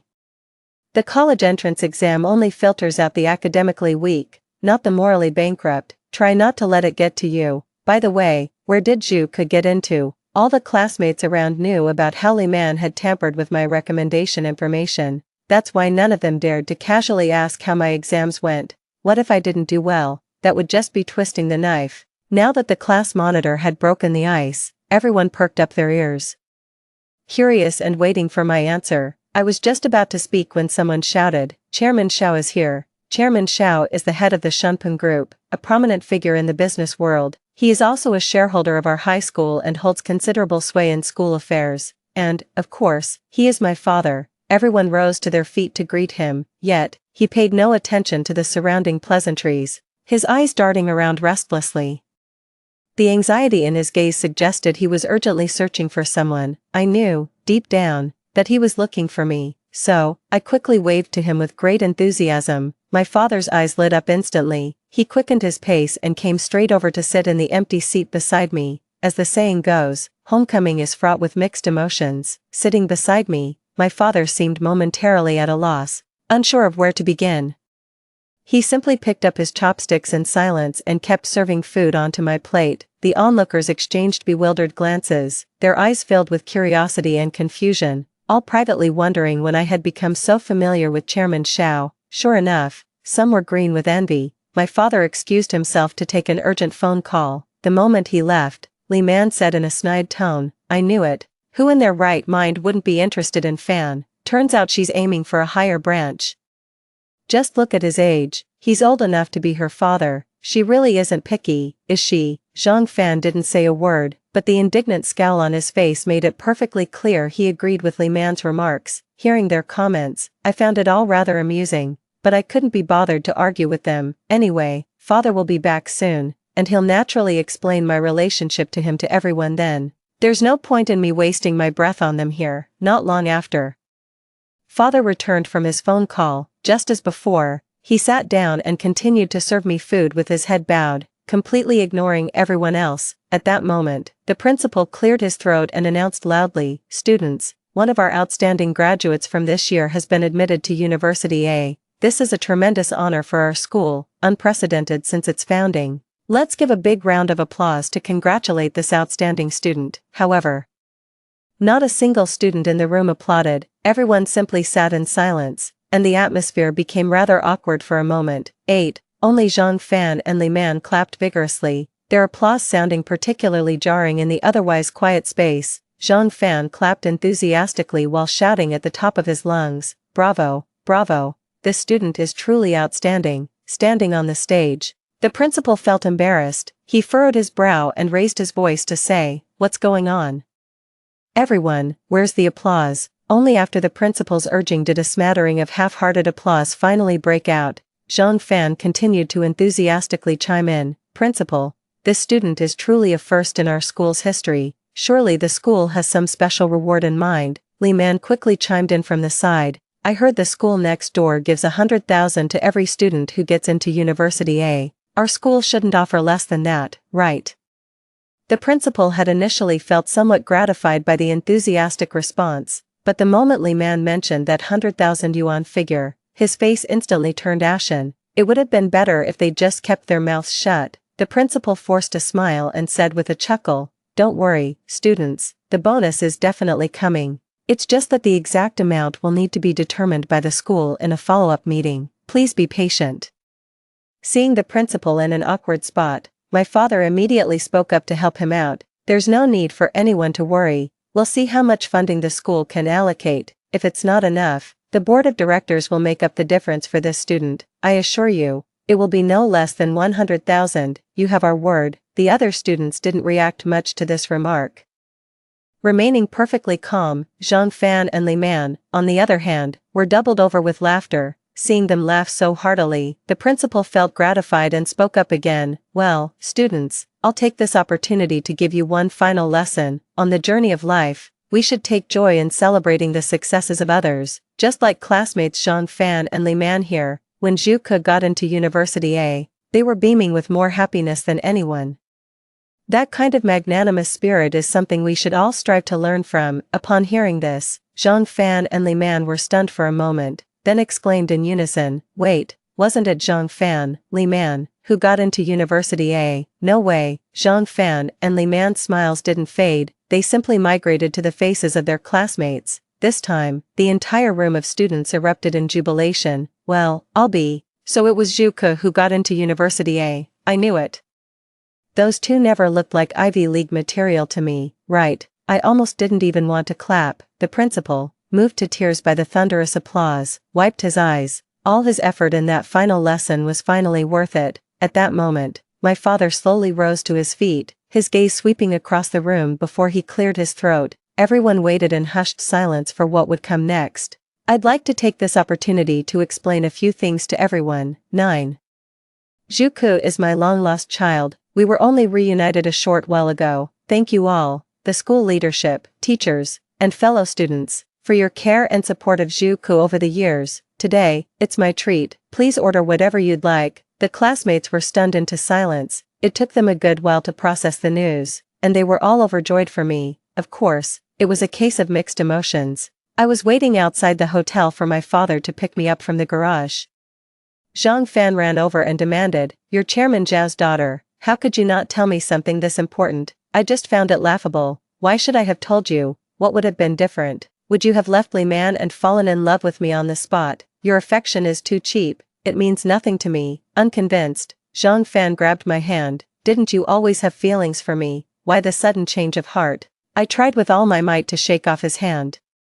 But it was no use. Suddenly, a figure rushed over and started pummeling Zhang Fan. It took me a long moment to make out who it was. Xiao Qingyu. Xiao Qingyu was the child who had been switched with me by the delivery nurse. He was a boy, and it was during his 6-year-old school entrance physical that it was discovered he was not the biological child of the Xiao family. Precisely because he was a boy, everyone assumed the swapped Xiao family child was also a boy, which significantly complicated the family's long-standing search for their real son. The Xiao family's attitude towards Xiao Qingyu has always been conflicted. On one hand, they felt he was living a life of comfort in their child's place, making them reluctant to treat him kindly. On the other hand, I also felt he was just an innocent child. Ever since I returned to the Xiao family, Xiao Qingyu has been well behaved and hasn't caused me any trouble. So, given that he doesn't stir up trouble, everyone tacitly agreed to let him stay with the Xiao family. Now that he's willing to stand up for me and confront Zhang Fan, I'm genuinely a bit surprised. 10. Not long after returning to the Xiao residence, Zhang Fan showed up at my door. "Kiki, it was all my fault before. I let you down. This time, let me be the one to properly pursue you. I'll treat you as well as you once treated me." Seeing his bruised face utter those words made me sick to my stomach. I was just about to curse him out when his phone rang, cutting me off. Li Man's voice came through the phone. "Fan, my stomach hurts so much. I'm at the hospital. Can you come and stay with me?" Zhang Fan hesitated. I waved my hand impatiently, signaling for him to hurry to the hospital. I didn't want to see him for another second. Just before leaving, Zhang Fan made one last desperate plea. Kiki, wait for me at home, okay? I'll take you to the movies as soon as I'm back from the hospital. I didn't respond. Instead, I reached out and slammed the door shut. Immediately after, I instructed butler Liu, from now on, do not let Zhang Fan or Li Man into the house. I don't want to see them again. Is that clear? After giving the order, I idly started scrolling through my social media feed. I was scrolling when I noticed someone had tagged me. Curious, I tapped to see who it was. It was Li Man. The photo showed Li Man's pale, slender hand with an 4 needle inserted. Her hand rested gently on Zhang Fan's, who appeared to have fallen asleep beside the hospital bed, exhausted. The photo was captioned, ended up in the hospital with cramps, and he insisted on staying by my side. I rolled my eyes dismissively and was just about to block her when I heard a derisive snort from beside me. I looked up to see Xiao Qingyu leaning in, a hint of playful amusement on his face. Sis, do you know this Li Man? Yeah, she's a classmate of mine. Xiao Qingyu perked up immediately and started rattling off the story to me. I've got this buddy who's a notorious playboy in our circle. He's got more women around him than you can count, and this Li Man is one of them. Every time my buddy finishes with a woman, he pours chili oil into the condom. He's paranoid some woman will steal his, sample to try and get pregnant. That's exactly why Li Man ended up in the hospital this time. But get this, she posted on her social media saying she was there for menstrual cramps. Isn't that just hilarious? I was speechless for a moment. That's actually kind of funny. 11. I didn't see Zhang Fan the entire summer vacation. It wasn't until I started university that I ran into Li Man. The moment she saw me, she started screaming, Zhu Ku, you persistent witch, how dare you try to steal my boyfriend. Zhang Fan gets drunk and can't stop calling out your name. With that, she lunged at me. Trying to lay a hand on me, I sidestepped with ease, dodging her completely. Then, it was my turn. I charged forward and gave her a thorough beating. What's it to me if he slurs my name when he's drunk? If there's a next time, I won't be the one dealing with you, and it won't be this gentle. I've kept up with my workouts over the years, so I'm in decent shape. After that scuffle, I came out without a scratch. I gave a slight wave, and the bodyguard nearby caught on immediately, rushing over to escort Li Man out. Not long after that, news came that Zhang Fan and Li Man were getting married. I heard it was because Li Man was pregnant. Zhang Fan even sent me an invitation. I just glanced at it casually before tossing it in the trash. 12. Later on, I successfully secured a spot for graduate school without taking the entrance exam. After completing my master's degree, I went abroad to pursue a doctorate. After returning to my home country, I started a company with my family's support. I saw Zhang Fan again in a cafe, where he was sitting in a wheelchair. I was taken aback, as I hadn't expected his illness to manifest earlier in this life than in the last. His gaze settled on me, his eyes slightly reddened, his lips trembling faintly. It seemed 1,000 words were on the tip of his tongue, yet in the end, he only managed to force out a single, difficult sentence. Long time no see, Mr. Zhu. I gave a slight nod and replied calmly, long time no see, Zhang Fan. Just then, a figure darted over and unleashed a torrent of merciless scolding and blows upon Zhang Fan, running off again. Are you? I just stepped away to get my hair done, and you vanish. So this is where you sneak off to, fooling around behind my back. Take a good look at yourself. A cripple like you, who else would want you? You're lucky I'm kind-hearted enough to stick by you. Zhang Fan covered his head with his hands, his body trembling slightly, not daring to utter a single sound. That voice sounds so familiar. It seems like Li Man's face, originally contorted in anger, instantly transformed into a beaming smile the moment her eyes landed on me. Oh, it's President Zhu. I was wondering who it could be. I see you on TV all the time. You're the very model of a successful businesswoman, and you've aged so gracefully. You look exactly the same as you did back in high school. Li Man has really changed. He had put on a little weight, and his speech had become noticeably more polished and worldly. My gaze drifted to a 6 or 7-year-old boy standing quietly beside her, a well-behaved and adorable child. Is this your child? Yes, that's right, son. Say hello to Mr. Zhu. Zhang Fan and Li Man might be a bit unhinged, but their kid seems pretty well-behaved, I casually mentioned. Maybe the child should get a checkup too. If he did inherit his father's condition, early detection means early prevention. Li Man, however, waved her hand dismissively, a smile still plastered on her face. don't worry, my child has nothing to do with Zhang Fan, he's perfectly healthy. A jolt of surprise shot through me, but I kept my composure. I cast a seemingly casual glance at Zhang Fan. He was looking down, his hands gripping the wheelchair's armrests so tightly the veins stood out on the back of his hands. Anyway, this had nothing more to do with me. I stood up, ready to leave. Li Man's enthusiasm remained undiminished as she smiled and said to me, "Feel free to drop by my place sometime." 13. Stepping out of the cafe, I was met with a rush of fresh air. Xiao Qingyu had already parked his car steadily by the curb. Seeing me emerge, he quickly got out, a broad smile on his face as he came forward to open the rear door for me. After I settled into the passenger seat, he didn't start the car right away. Instead, he turned his head and peered curiously back at the coffee shop, his face a picture of pure, unadulterated gossip. "Sis, that Li Man is your classmate, right? Let me tell you something. Back when you first started university, she was already pregnant. Do you know who the father was? It was a tycoon in his 50s. After she got pregnant, she didn't tell a soul. She secretly found a place to have the baby, planning to show up on the rich guy's doorstep later to demand child support. But when she finally went to find him, the tycoon had recently died from a sudden illness. By then, his entire estate had already been inherited by his wife. As if the tycoon's wife would ever acknowledge Li Man's child, she had them both thrown out without a second thought." I was hardly surprised that Xiao Qingyu knew such detailed inside information. He doesn't have many other hobbies. He's utterly devoted to this kind of gossip. In our circle, he's practically a walking encyclopedia of rumors. Right now, he's looking at me with an expectant face, his expression like a schoolboy waiting for the teacher's praise. I shot him an exasperated look and asked with clear annoyance, "And then, Li Man married Zhang Fan with the child in tow. You think he was okay with that?"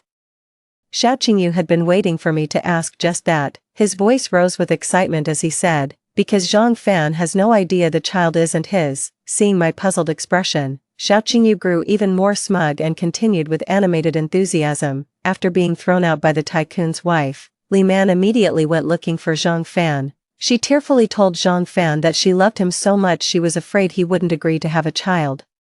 That's why she kept the pregnancy from him and secretly found a place to give birth. But you can't hide the truth forever. The older the child grew, the less he resembled Zhang Fan. He didn't even look much like Li Man. Zhang Fan's suspicions grew, so he secretly took a paternity test. That's when he discovered the child wasn't his. He was furious and wanted a divorce from Li Man, but she refused to let go. Clinging on desperately, getting divorced became impossible. As a result, they fought constantly, turning the house upside down. After one particularly heated argument, Zhang Fan suddenly collapsed, rushed to the hospital. He was diagnosed with ALS. From that moment on, he could no longer stand. I wondered to myself, could it be that the extreme emotional turmoil had triggered his episode earlier than expected? Later, the next time I heard news about the two of them was in a local news report. The report stated that a paraplegic man in a residential complex, unable to endure his wife's relentless daily beatings, had ultimately taken his own life by charcoal burning.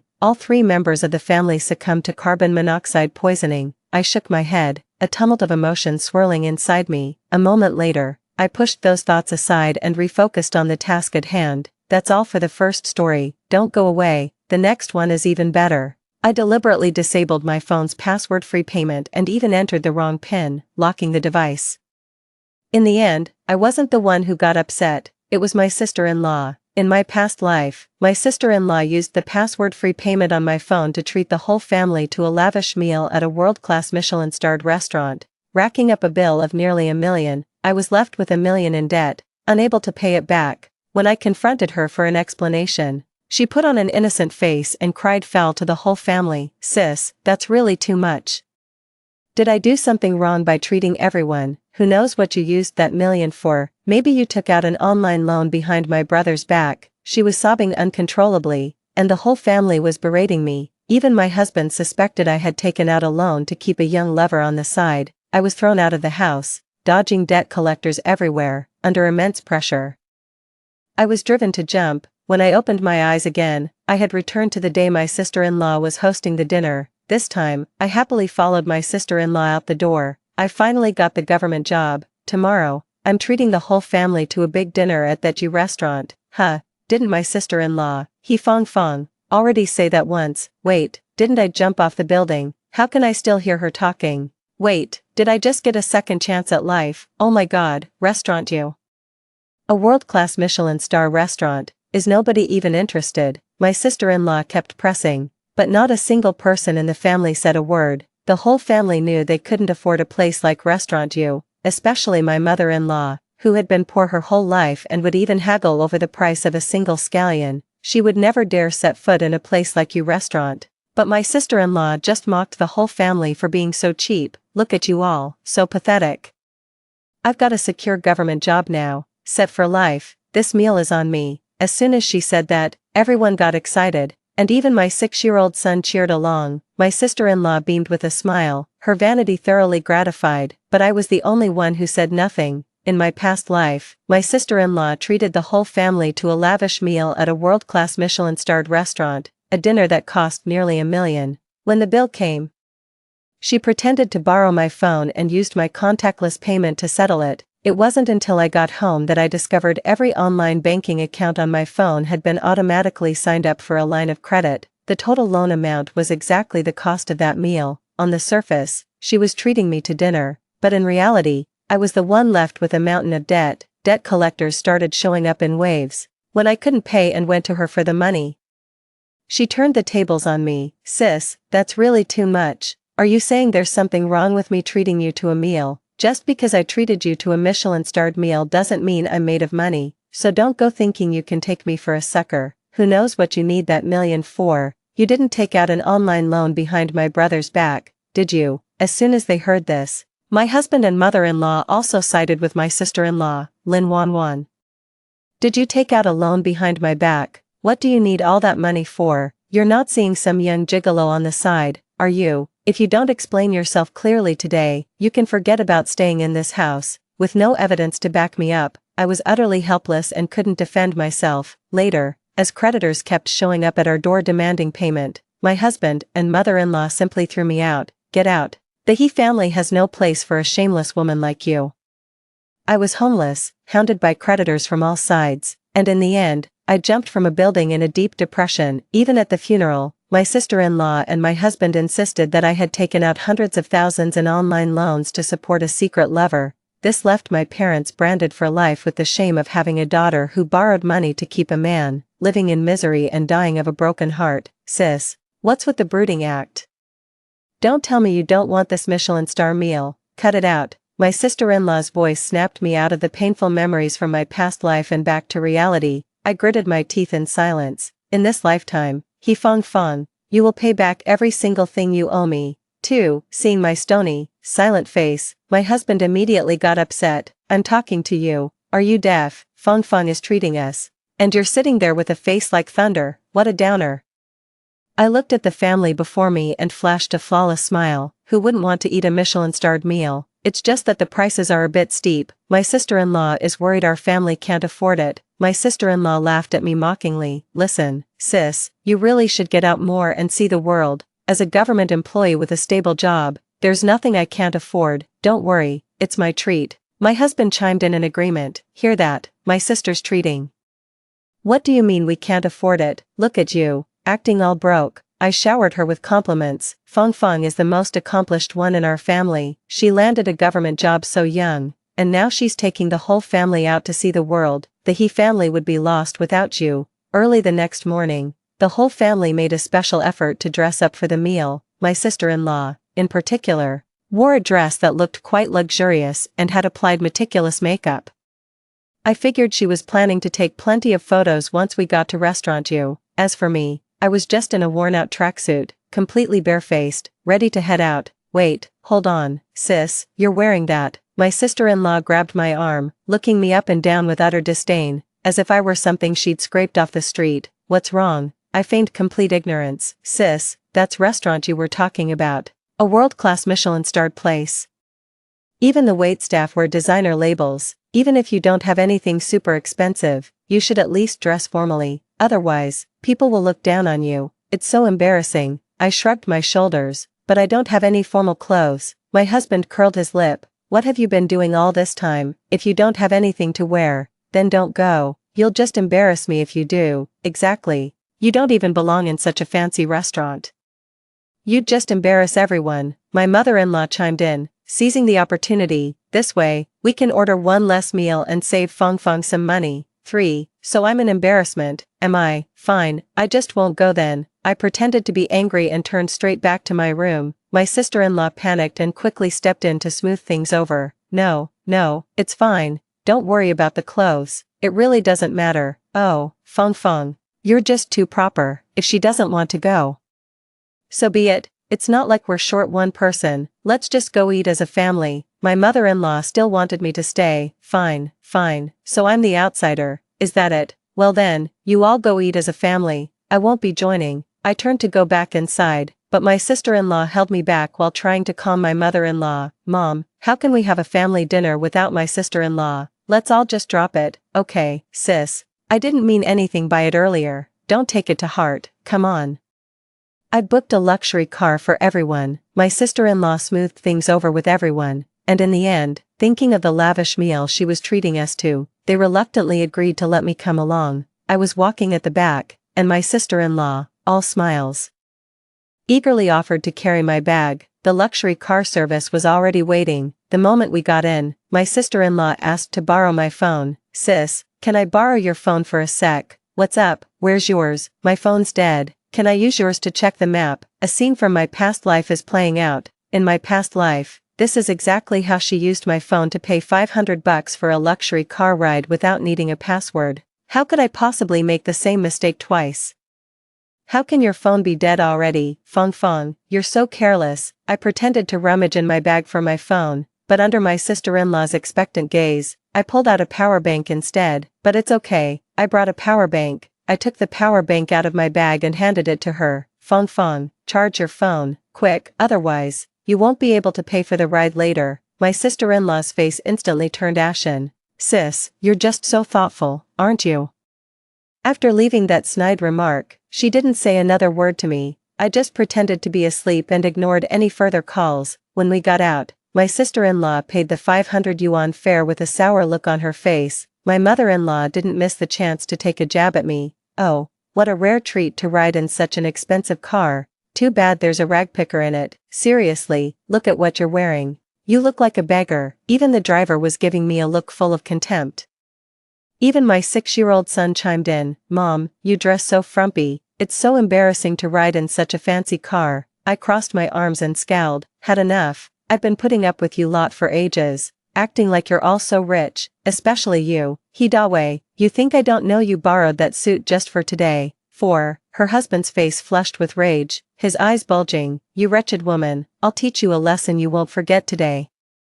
My husband was about to hit me when my sister-in-law quickly stepped in to break it up. Bro, we're right outside restaurant you. Do you really think they'll let us in after you start a fight? My husband cursed under his breath and reluctantly backed down. My sister-in-law led everyone into restaurant you, and the moment we stepped inside, the whole family was stunned by the luxurious decor. Wow, this place is so fancy. Fong Fong, how much is this going to cost?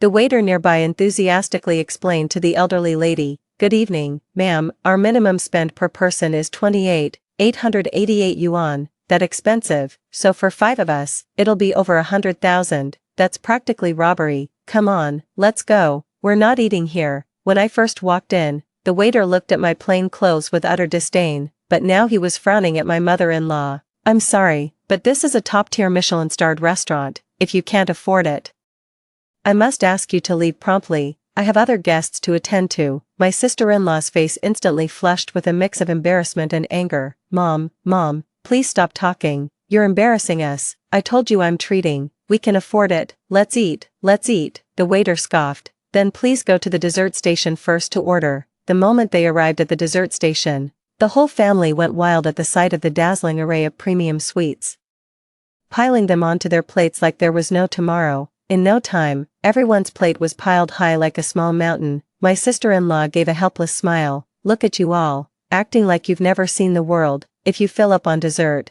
how will you have room for the main course? Then she shot me a glance, as if to say, why not order something more expensive? Someone else is footing the bill anyway. I shot her a look right back. The best is yet to come. My sister-in-law kept piling food onto her plate, while I didn't take a thing. aren't you having any dessert? Sis, it's too expensive, I'll pass. I'm saving my appetite for the main course. Save you some money. I'll wait for you guys outside. Seeing I was about to leave, my sister-in-law immediately called out to me, "Hey sis, since you're already here, have something to eat." She handed me a plate and pulled me further inside. "Sis, can I borrow your phone for a second?" I frowned. "Again? Didn't I just give you a power bank?" 5. "Oh, sis-in-law, you don't know. New customers can buy a discount coupon here for just 1 cent. A fancy place like this, you've probably never been, right? Could you buy a coupon for me?" Seeing everyone's plates piled high with desserts, I happily handed her my phone. "Here, you can use it." My sister-in-law, seeing her plan had worked, immediately took my phone. "Sis, you can only get this at checkout.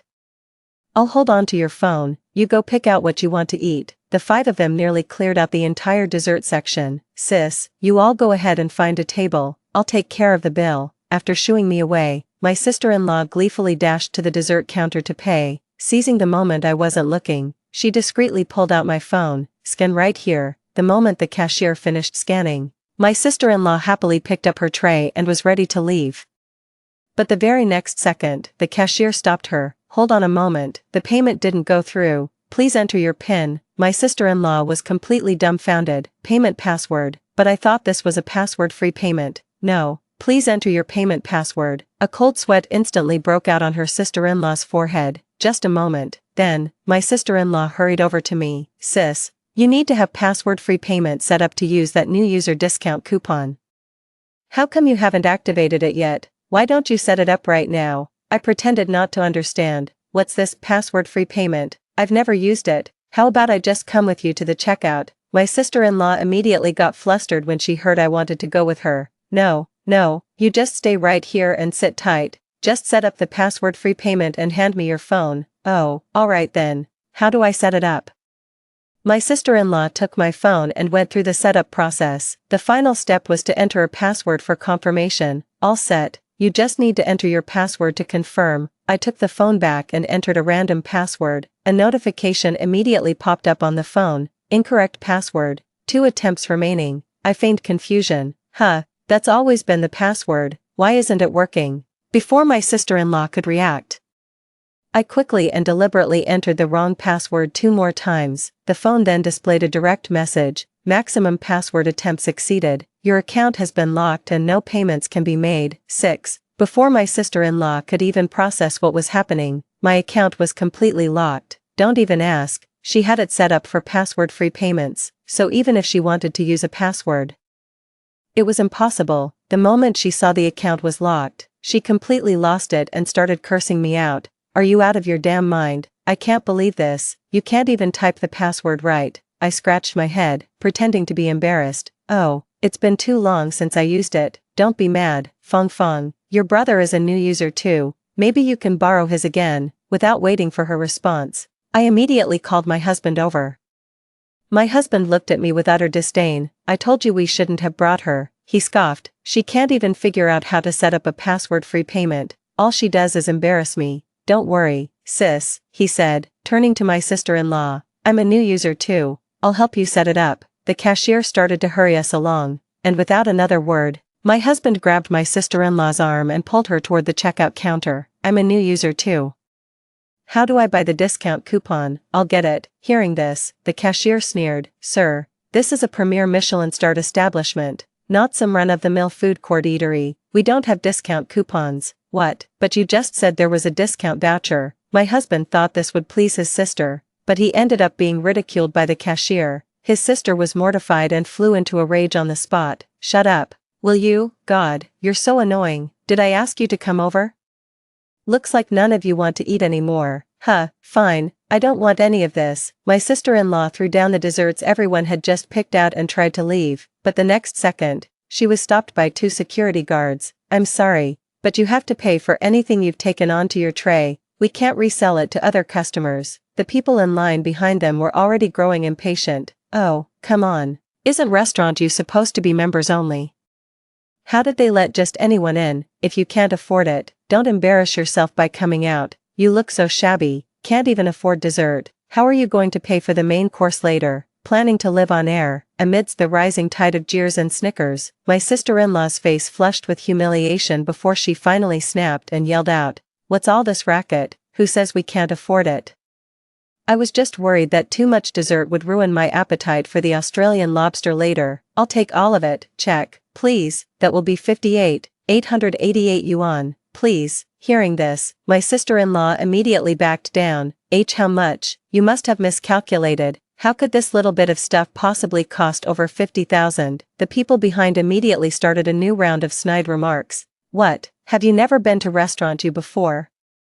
It's perfectly normal for this many desserts to cost over 50,000. Are we already at the point where we can't afford dessert, trying to dine and dash? Are we? Waiter, call the police, and hurry up. Don't hold up the rest of us trying to pay our bill. What a disgrace. Her sister-in-law's vanity instantly flared up again. Forcing an air of composure, she pulled out her bank card. "Who says I can't afford it? It's just a little over 50,000. Charge it." But the moment the card was swiped, I could clearly see the look of pure agony on her face. Once we were back at our seats, the whole family dug in and ate like there was no tomorrow. My sister-in-law was utterly disgusted, her face scrunched up in a frown. "Have you people never eaten before? This is so embarrassing." My husband and mother-in-law just kept their heads down and ate, completely ignoring her. My sister-in-law was caught in a dilemma. She couldn't eat a thing and was busy figuring out what to do in her mind. At that moment, my husband suggested ordering an Australian lobster. "I hear the Australian lobster is the signature dish at Restaurant U. We absolutely have to order it." Her sister-in-law looked at the price of the Australian lobster and broke out in a cold sweat. "We've had so many desserts, we're practically full already, right? Maybe we should skip the main course. I heard their ingredients aren't very fresh." "Huh. No way, a high-end restaurant like this, and their ingredients aren't fresh." "Well, I heard someone ended up in the hospital after eating there just the other day. Next time, I'll take you to a different Michelin-starred restaurant." Hearing that, Grandma got scared. "Then we won't eat here. Let's just finish our dessert and go home." Seeing that our table was about to leave without ordering any main courses, the restaurant manager hurried over to ask what was wrong. "I see you haven't ordered anything. Is the menu not to your liking?" My sister-in-law blushed and said nothing. "You can guard against everything, but never the enemy within." My mother-in-law gave her away without a second thought. "How can you even ask? Your ingredients aren't fresh. Someone ended up in the hospital just 2 days ago from eating here. Who would dare to eat at your place?" The manager was furious and immediately produced the ingredient delivery invoices. "That's pure slander. Every single ingredient here was air-freighted fresh from Australia today. We're your restaurant, a world-class Michelin-starred establishment. How could we possibly serve anything less than fresh? If there's a single item that isn't fresh today, I'll comp the entire dining room." The sister-in-law, who had just narrowly escaped disaster, now felt like she was being roasted over an open flame. Before she could even figure out what to say, her husband and mother-in-law had already started ordering. "Oh, is that so? Perfect. We'll take 10 Australian lobsters, 10 king crabs, 5 servings of bird's nest, foie gras, wagyu beef, and this, we want it all." The sister-in-law was absolutely terrified and rushed to stop them. "That's way too much food, we'll never finish it. Cancel the lobster and the king crab. Do you have fried rice?" "Just bring us a portion of fried rice." The restaurant manager shook his head. "I'm sorry, but the order has already been placed and cannot be cancelled. Also, the portions here aren't very large. This probably won't be enough for your whole party." Upon hearing this, the husband immediately ordered a bottle of red wine. "Then bring another bottle of red wine, the finest you have." My sister-in-law was on the verge of tears. That's when I stepped in and answered for her. "Don't order any more. Feng can't afford this." 8. The moment she said that, the room erupted in an uproar. Feng, your sister-in-law is just talking nonsense." "Right, you can definitely afford it. Feng, didn't you say yesterday that you have a secure job and money is no object?" The younger sister-in-law hung her head in silence. Seeing this, the restaurant manager immediately changed his tune. "Can't afford it and you still dare to come to Restaurant U? I've seen plenty of freeloaders like you." My husband and mother-in-law were mortified and immediately started blaming my sister-in-law. Feng, you're not actually broke, are you? If you're broke, why are you pretending to be a big spender? You've embarrassed us all here." "Exactly, if you can't afford it, you shouldn't have brought us. I've been getting dirty looks all day." Even my 6-year-old son was scowling. "Auntie, you lied. Teacher says people who lie are bad. Seeing this, the restaurant manager wanted to call the police. Every year, so many people try to dine and dash here, and not a single one gets away with it. Someone, call the police right now. Hearing this, the sister-in-law panicked instantly. Driven by vanity, she gritted her teeth and kept up the act. Hold on, who says we can't afford it? I was just saying we ordered too much meat and wanted to add some vegetables. What, are we not allowed to order more? Is this how you treat customers at your restaurant? What snobs? I'm going to file a complaint against you. Fearing a complaint, the restaurant manager quickly apologized to the sister-in-law. My apologies for failing to recognize your importance, Ms. He. Please let us know if you need anything else. As a gesture of our apology, your meal today will be 10% off. The sister-in-law pretended to no longer be angry, giving the restaurant manager a haughty glare. That's more like it. Now get lost. I'll call you if I need anything. The restaurant manager tactfully withdrew. Hearing they could get a 10% discount, my husband and mother-in-law got even more excited. A 10% discount. Let's order more. This one, and this one. Get them all. My sister-in-law tried to stop them but couldn't. Her face was expressionless, as if all the strength had been drained from her. I saw her whole body trembling, her eyes panicked, as if she was searching for something all around. 9. Once the table was laden with dishes, the whole family dug in and ate ravenously. Only my sister-in-law didn't touch a bite, as if she was waiting for the right moment. Finally, after everyone had eaten and drunk their fill, she stood up and excused herself to go to the bathroom, but her eyes were fixed squarely on the fire exit. I instantly understood her intention. She was planning to make a run for it. What a clever little scheme. She orders all this food, then plans to ditch us with the bill while she slips away. There's no way I'm letting her get away with that. So, I stood up and called out to her. Fong Fong, I need to use the restroom too. Mind if I come with you? I followed right behind her, and my sister-in-law was starting to get annoyed. Sis, you even have to follow me to the bathroom. Can't you manage on your own? I put on a pitiful face. Fong Fong, your sister-in-law here is a bit of a country bumpkin. If I don't stick with you, I'll never find the restroom. You'll just have to put up with me. My sister-in-law cursed under her breath and trudged toward the bathroom, racking her brains for a way to shake me off. Just as we reached the door, she suddenly said, Sis, I forgot to bring any tissue. Could you go back and grab a couple of sheets for me? But I didn't budge. Instead, I flagged down a server and asked her to bring some over. My sister-in-law was fuming with rage, but I just kept smiling sweetly. Fong Fong, didn't you teach me to call a waiter for anything I need? My sister-in-law kept trying to shake me off, but I stuck to her like glue, and she never got the chance, left with no choice. My sister-in-law followed me back to our table, just as the restaurant manager arrived with the bill. How was everyone's meal? We'll be closing soon, so could we please settle the bill first? The whole family turned their gaze in unison toward the sister-in-law. The restaurant manager understood the cue and handed the bill directly to her. The sister-in-law took the bill, but after just one glance, her face turned pale and she nearly lost her balance. It was at that moment she had a flash of inspiration. She lay down on the floor and cried out, My stomach hurts. What the hell did you feed me at this shady restaurant? Mom, brother, I'm in so much pain. Her mother-in-law and husband both grew tense. I told you this place uses bad ingredients. You made my daughter sick. You're going to pay for this. You have the nerve to ask for the bill. If anything happens to my sister, this whole restaurant won't be enough to cover the damages. Oh my God, help, it hurts so much. Mom, brother, get me to a hospital, quick. The scene was pure chaos. My husband hoisted his sister onto his shoulder and was about to leave, but the restaurant manager blocked their path. You haven't paid the bill yet. How can you even think about the bill when I'm in this state? Just you wait. After I get checked out, I'll be coming after you for compensation. But just then, the sound of an ambulance siren came from outside the door. 10. Hearing the ambulance, my sister-in-law visibly shuddered. Who called the ambulance? She whispered, leaning against my husband's back. Fong Fong, I called it for you. You looked like you were in so much pain. I thought the ambulance could treat you right here. I held up my phone, pretending to be concerned for her. My sister-in-law immediately lost it. She slid off my husband's back and flew into a rage. Are you an idiot? Who told you to call an ambulance? Don't you have anything better to do?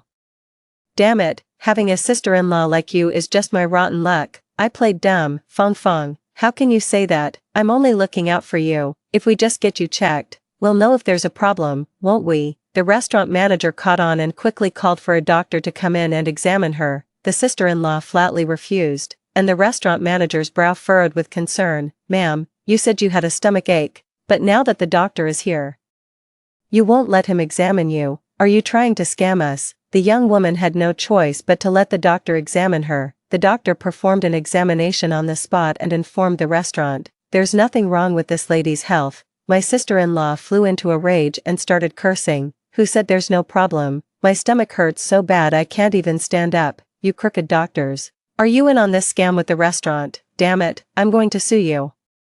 The restaurant manager's smile vanished. "I think you're the one running a scam here. You just don't want to pay the bill, do you? Was all this drama really necessary? I've seen plenty of dine and dashers like you." "Who are you calling a dine and dasher? The ingredients in your restaurant are clearly substandard, and this ambulance equipment is far too basic. What could it possibly detect? Tell you what, why don't you settle the bill first? And then I'll accompany you to the hospital for a proper checkup. If it really is our fault, I'll refund you in full and give you 10 times the compensation." Well, my sister-in-law was at a complete loss for words. I let out a cold laugh. How could I possibly pass up such a perfect chance to get back at her? So, I chimed in, "Fong Fong, I think this restaurant is still reputable. Look, we're all fine, aren't we? Why don't you just settle the bill for now? If there's really a problem, they can always refund you later." Seeing the crowd of onlookers growing, my husband and mother-in-law, feeling embarrassed by the scene, also joined in. "That's right, Fong Fong, with so many people watching, you should just pay the bill for now." He Fong Fong. "Let's see you try to wriggle out of this one." 11. Hearing that both her husband and mother-in-law were taking the outsider's side, the sister-in-law flew into a rage and started screaming at them, "You bunch of country bumpkins, have you never had anything decent? I'm sick, and all you care about is making me pay the bill. What, are you forcing me to pay because you're afraid I'll back out? Well, I'm telling you right now, I'm not paying. It's not that I can't afford it, it's that you're being utterly unreasonable. Are you even my real brother and mother? Whoever ordered these things can settle their own bill." My sister-in-law looked at me smugly, but I had seen this coming from a mile away. I just shrugged at her. "I didn't order a single thing, and I didn't take a bite. It was all my husband and my mother-in-law." The restaurant manager handed the bill directly to the mother-in-law. "That comes to 988,000. Please settle the bill." The figure nearly made the mother-in-law faint from shock. Even between a mother and her own daughter, at this moment, everyone had their own hidden agendas and ulterior motives. The mother-in-law confronted her daughter-in-law directly. "Fong Fong, what's the meaning of this? Trying to scam your own mother?" "I said I didn't want to come eat here, but you insisted that since you got the government job and could afford it, we should come, and now you don't want to pay." "Yeah, he Fong Fong. You'd even scam your own brother and mother.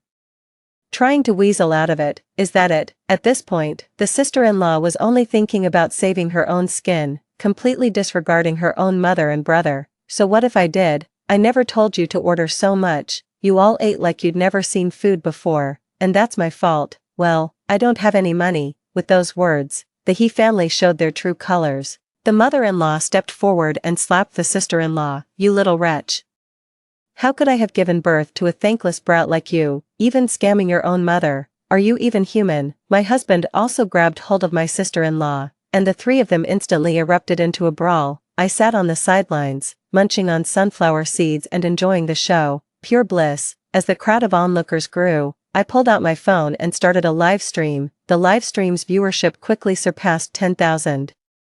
And the chat was flooded with comments trashing the sister-in-law's family. "This family has some nerve, broke but daring to eat at restaurant you. Don't they know this place has top-tier security? If it were anyone else, maybe, but the real story is a mother, her son, and her own daughter getting into a fistfight. They ordered that many Australian lobsters, even the wealthy wouldn't go that crazy. Where did they get the audacity?" The three of them fought with increasing abandon, sending plates and glasses crashing to the floor. They had forgotten, this was Restaurant U, where even the cutlery was limited edition and custom made, costing nearly as much as the meal itself. 12. The restaurant manager, his face dark with anger, summoned security, who finally managed to pull the three apart. "Stop fighting. This is not a marketplace. The total for the meal and the broken tableware comes to 1.5 million. Pay up, now." Watching my mortal enemies from my past life turn on each other like a pack of dogs, I felt a deep, secret satisfaction. Just as I expected, when they heard the figure 5 million, my sister-in-law, mother-in-law, and husband just stared at each other in stunned silence. In the end, my mother-in-law and husband pinned the entire blame squarely on my sister-in-law. Fong Fong, this was all your idea. You should foot the whole bill yourself. After all, you were the one who offered to treat everyone. You guys were the ones who ordered all this stuff. Why should I be the only one paying? I don't have the money. Deal with it. Even though we're family, when personal interests are on the line, familial bonds can completely vanish. You promised to treat us. I don't care if you have money or not. Didn't you just land that government job? If you're short, go ask your boss for an advance. Exactly, you work for that department, don't you?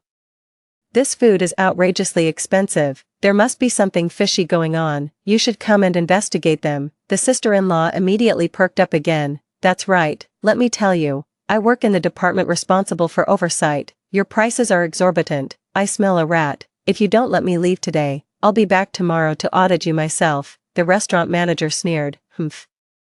Do you have any idea why our restaurant is considered the finest Michelin-starred establishment? He took out his phone and dialed a number. Hello, boss. Do you have an employee in your department named Fong Fong? Yes, that's her. She came here today, racked up a 5 million tab for a simple meal, refused to pay, and even threatened to come audit us tomorrow. My sister-in-law's phone began ringing immediately. Fong Fong.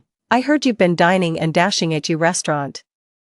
Is that true? On the other end of the line, her sister-in-law forced a smile. Sir, please let me explain. It's all a misunderstanding, using the company's name to swindle people. Fong Fong, you're fired. Before my sister-in-law could get a word in, the other party hung up. What a shame. She had just passed the civil service exam, but she lost that iron rice bowl without even working a single day. Humph, serves you right. Who told you to be so full of malice? 13. As the standoff continued, the restaurant manager insisted on calling the police. That's when I stepped forward. Don't call the police, just scan this phone. I took out a phone and showed the payment QR code to the restaurant manager. The restaurant manager quickly scanned the code. With a beep from his phone, the screen confirmed the contactless payment was successful. Humph, since the bill is settled, I won't make a fuss. Now get out. We were thrown out of restaurant just 2 hours ago.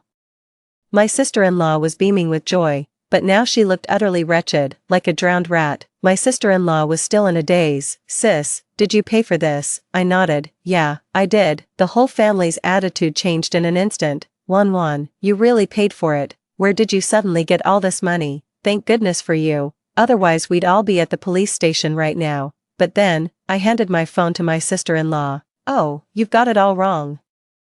I paid using Fong Fong's phone. Her phone has password-free payment set up. Remember, it turned out that during their scuffle, my sister-in-law's phone had fallen out. I picked it up and saw that she had enabled password-free payments herself. So, in this life, it's her turn to know the taste of carrying $1 million in debt. My sister-in-law charged at me like a madwoman. What? You used my contactless payment, you bitch. You're pure evil. I'm going to kill you. But the next second, her husband grabbed her and slapped her across the face.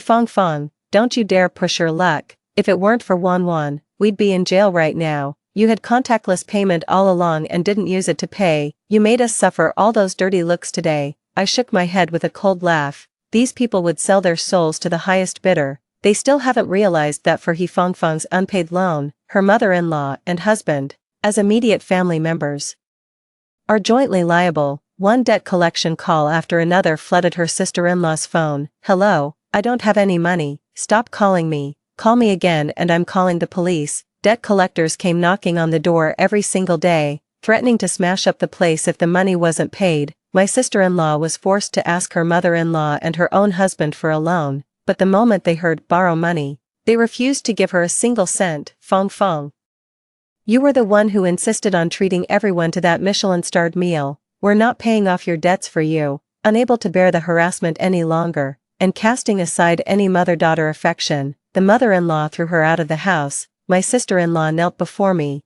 begging me to take her in. But how could I possibly agree? The suffering I endured in my past life, it's your turn to taste it in this one, later. Hounded by debt collectors from all sides and crushed under immense pressure, she was forced to jump from a building. Later on, the debt collectors came for my mother-in-law and my husband. My mother-in-law died of depression, and I promptly divorced my husband. in the end, my husband, unable to repay his debts, was sued by his creditors, became a deadbeat, and ended up living on the streets for the rest of his life. The villains got their just desserts. I never used password-free payment again. This lifetime, it's finally my turn to live in comfort. That's all for today's story. If you enjoyed this video, please give it a like and subscribe. If you have any suggestions, feel free to leave a comment below. See you in the next video.